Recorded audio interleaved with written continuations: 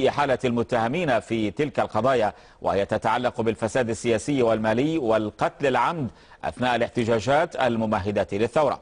وقال المحامون في مؤتمر صحفي عقدوه أمس إن ذلك يعد تسترا على تجاوزات، كما طالبوا النيابة العمومية ووزير العدل بتحمل مسؤولياتهم وضمان استقلال القضاء. مراسلنا في تونس لطفي الحجي يستطلع في التقرير التالي ملف ملاحقة رموز النظام السابق. تعددت الأصوات المطالبة بالتعجيل بفتح ملفات فساد نظام الرئيس التونسي المخلوع زين العابدين بن علي. محامون تزعموا مقاومة فساد النظام السابق والمطالبة بمحاكمة رموزه، اتهموا الحكومة والادعاء العام بالتقصير في معالجة تلك الملفات، معتبرين أن ذلك لا يدل على نية القطع مع العهد البائد مثلما وعد المسؤولون الحكوميون. احنا نطالبوا الحكومة المؤقتة باش تكف عن تسترها عن المجرمين وعن بقايا النظام السابق، خاصة وأنه جميع أطياف الشعب يحسوا أنه ثم نوعا ما من التخفي، وقاعدين مواصلين في نفس السياسة الإعلامية السابقة معناها للعهد السابق في التحكيم الإعلامي. ستبقى قضية محاربة الفساد من أهم القضايا التي تتردد على ألسنة المحامين وغيرهم من فئات المجتمع التونسي، باعتبارها المدخل الأساسي لأي مصالحة سياسية حقيقية حسب ما يقولون. منذ 10 سنوات يجمع بالقاسم الوشتاتي رجل الأعمال المنحدر من مدينة برقة بالشمال التونسي ملفات وقضايا ضد مسؤولين سابقين من مدينته، يقول إنهم خربوا اقتصاد الجهة باستغلال النفوذ وبفتح خزائن البنوك أمامهم دون موجب قانوني، مع استغراب من عدم فتح ملفات صارت شهيرة. قدم ملف السيد هذايا لبنك باش يمول مشروع نتاعو. هل البنك بعد الدراسة منحت له 6 ملايين من الدينارات باش ينفذ مشروعه، فاقتاض السيد ومن غدوة في 24 ساعة جات تعليمات فوقية و6 ملايين صبحت 12 مليون دينار، وهذا موجود في البنك اللي احنا نعرفوه. لجنة مكافحة الفساد نظرت في 800 ملف فقط من مجموع نحو 6000 وصلت إليها، أحالت بعضها على المدعي العام، منها ملفات تهم مسؤولين سابقين تورطوا في قضايا رشوة وفساد. الملفات والمسائل بصورة عامة تتقدم بنسق سريع نسبيا. الملفات عديدة متأتية من المواطنين من جهة، من الإدارات من جهة أخرى، ومن التعهد الذاتي للجنة من جهة ثالثة.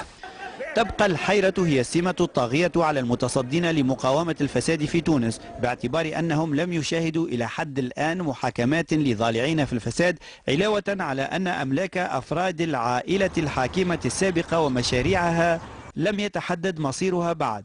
لطفي حجي، الجزيرة، تونس. ومعنا من تونس علي كلثوم المحامي وعضو مبادرة الملاحقة القانونية لرموز النظام السابق. سد علي، هل تتهمون السلطة بأنها تتعمد التباطؤ في ملاحقة رموز النظام السابق؟ أهلا وسهلا. في الحقيقة احنا لا نتهم، انما عندنا اثباتات، عندنا واقع الشكايات اللي قدمناها. قدمنا شكاية ضد زين العابدين بن علي، وفي نفس الوقت ضد محمد الغنوشي. بغرابة شديدة السيد وكيل الجمهورية بابتدائية تونس، محكمة ابتدائية تونس العاصمة، لا يعطينا جوابا يلحق الشكاية المتعلقة بزين العابدين بن علي بقضية سابقة رفعها المحامين سابقة ضد بقية رموز الفساد في النظام البائد، بينما يحجم عن اتخاذ أي قرار ضد محمد الغنوشي، والحال أنه موجه له تهم خطيرة من نوع انتحال صفة رئيس دولة في الليلة الفاصلة بين 13 و 14 جانفي 2011. في الليلة الفاصلة هذيك محمد الغنوشي تولى رئاسة الجمهورية بغير وجه قانوني، مخالفا بذلك أحكام فصل 56 اللي أشار له، لأنه بكل بساطة ما عندوش أمر تفويض من رئيس الجمهورية السابق، وبالتالي أصبح في الليلة الفاصلة هذيك بين 13 و 14 منتحل لصفة رئيس دولة. ولم يعطينا السيد وكيل الجمهورية لا سلبا ولا إيجابا الموقف اللي لابد أنه يأخذه حتى يقطع لنا طريق اتخاذ إجراء ثاني، لأنه في القانون التونسي نفيد كونه في القانون التونسي في صورة حفظ الشكاية من طرف وكيل الجمهورية، بإمكان الشاكي أنه يرفع التتبع على مسؤوليته الخاصة، لكن هذا لابد يمر في قضايا الملاحقة في الحفظ. بتهم الفساد السيد علي، ألا يمكن أن تكون زحمة الشكايات وكثرتها حائلا دون اتخاذ قرارات سريعة؟ لا أعتقد ذلك، في الحقيقة لا أعتقد ذلك، لأنه السيد قاضي التحقيق المكتب الخامس اللي مكلف بالقضايا هذه في محكمة تونس عنده قضية ولا اثنين، ما ثماش زحمة، ليس هناك زحمة قضايا أو كثرة قضايا حتى يمكن القول أنه السيد وكيل الجمهورية لا يتخذ قرار في الحفظ حتى يمكننا على الأقل حتى القيام على المسؤولية الخاصة. طب اليوم عقدتم مؤتمرا صحفيا، اليوم عقدتم مؤتمرا صحفيا أبرزتم فيه هذه الانتقادات، إلى أي مدى يمكن أن تذهبوا في هذا المسار؟ ما هي خطوتكم التالية؟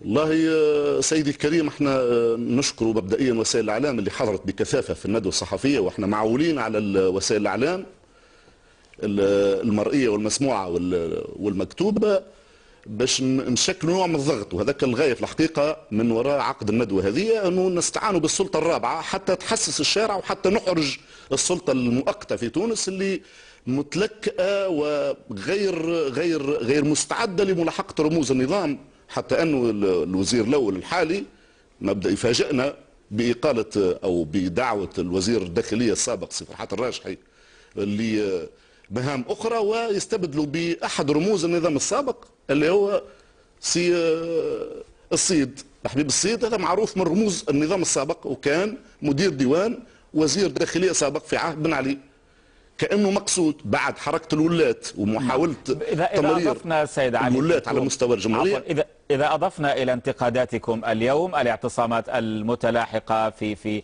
العاصمة تونس والتصدي لها بالقوة، ما حدث في مدن أخرى أيضا، هل يمكن القول أو هل تعتقدون أن الثورة في تونس تواجه خطر انقلاب وثورة مضادة؟ الخطر موجود سيدي الكريم، لأنه كل ثورة في العالم تنتج ثورة مضادة، والثورة المضادة في تونس رموزها واضحين في شكل أذناب النظام السابق ما زالوا متواجدين إلى يوم الناس هذا على هرم السلطة، وما زالوا يحاولوا يناوروا مناورات متعدة كما أسلفت القول، بمحاولة أولى بقاء في الحكومة المؤقتة، وقع الاعتصام القصبة 1 تمت إقالة الحكومة هذيك، اعتصام القصبة 2 تم إقالة الحكومة الثانية، وما زال نظام البائد يحاول ويناور بتنصيب ولاة، وتمت اعتصامات وتمت مسيرات ومظاهرات في الشارع في كل مدن الجمهورية. ما كفاهمش، لم يكفي النظام البائد ذلك، انما ناور على مستوى المعتمدين اللي هم سلطات إدارية أقل من الوالي، في محاولة لإنتاج النظام البائد في شكل جديد. اصرار النظام البائد على البقاء في السلطه واضح وبين لكل تونسي، وهذا كان الشارع يتحرك. البارح هناك محاولة اعتصام تم تفريقها بالقوه. كيف يمكن سيد علي الحيلوله دون هذا الخطر، دون الثوره المضاده؟ هل انتم بحاجه الى ثوره جديده كما تقول بعض المصادر؟ ثوره جديده لا، انما هي ثوره، هو الفعل الثوري ما زال متواصل. الفعل الثوري احنا ما نجموش نجزموا كون الثوره اللي قامت يوم 14 قد تمت، الفعل الثوري متواصل. احد اشكال الفعل الثوري هو ما نقوم به حاليا نحن كمحامين من موقعنا، نحاولوا باش نتواجدوا مع الشعب التونسي في محاولة للتصدي للثورة المضادة. احنا في ثورة متواصلة، لا يمكن القول انه الثورة انتهت، لأن الحل السياسي اللي يرضي التوانسه ما زال ما وقعش الاتفاق عليه، ما زالت هناك هيئه عليا لتحقيق اهداف الثوره قاعده تشتغل الان على الحل السياسي، وبالتالي الثوره ما زالت متواصله. شكرا جزيلا لك علي كلثوم، المحامي وعضو مبادره الملاحقه القانونيه لرموز النظام السابق.